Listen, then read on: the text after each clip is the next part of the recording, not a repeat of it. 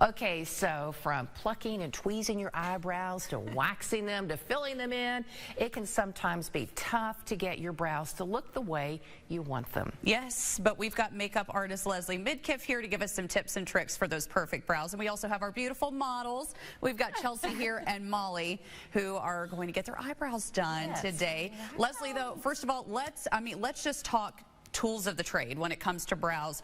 What are the things that we need to know when it comes to filling them in and kind of getting that perfect shape for our face? Okay, so brows are a game changer. I've always said that. They lift, they just really polish off a makeup look. Even if you don't have makeup on, a good brow can really just frame the face. So you want a good pencil. Now, with lighter hair, I always say go up half a shade or a shade than what your hair is. Okay. So for someone like myself or these two, even Susan, we would go up half a shade. For someone like you, you want to match. So you want to match that exactly. So Molly has been microbladed before. So when you are microbladed, sometimes you're going to fade as you go. Is that correct? Yes, that's correct. So we're going to fill in the areas that are sparse. And again, I'm taking her up. The shade that I'm using is soft brown from Anastasia. So the best products to use, in my opinion, are a pencil that has a fine tip like so. I don't know if you can even see that on the TV, but it's very small to work with. So that gives you those hair-like strokes, okay? So you don't want it to be drawn in or filled in. You want a hair-like stroke that makes it look natural.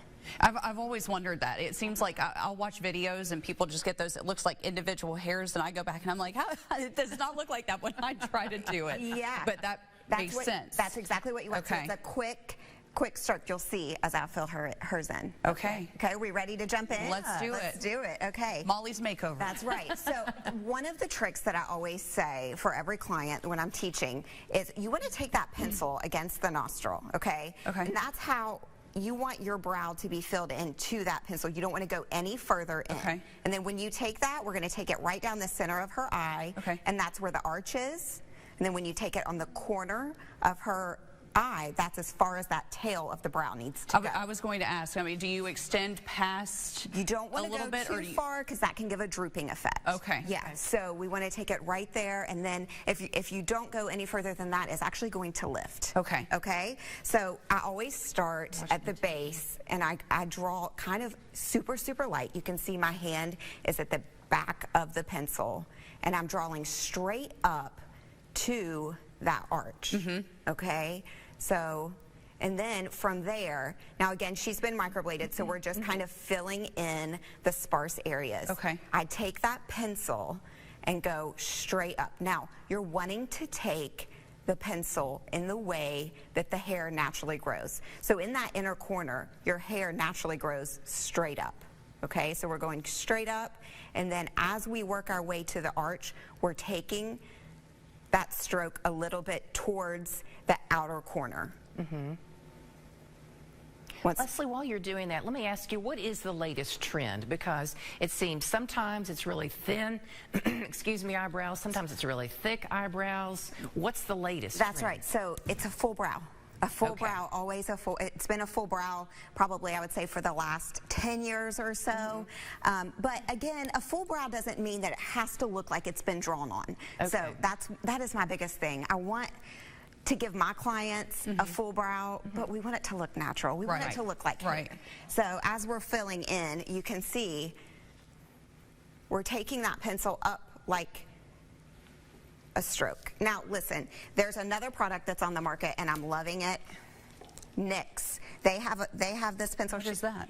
It's almost like a marker. It's like a felt tip, and it draws exactly like a hair. So to get those hairs in the inner corner up, this is a great product to use. And so I will show you. NYX, NYX is the brand. There's a lot of products, a lot of companies that have this product out, but you can see it takes that and just gives you those Very fine individual. And a different dimension. Yeah. Yeah, so a couple products can really make a huge difference. So, sorry, Molly, I'm sitting here staring at you. I know. Look at that. Wow. Yeah, so it really does frame out the face. Yeah. Yes.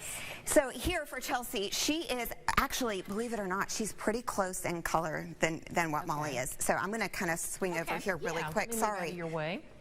And we're going to start at the base. Same thing.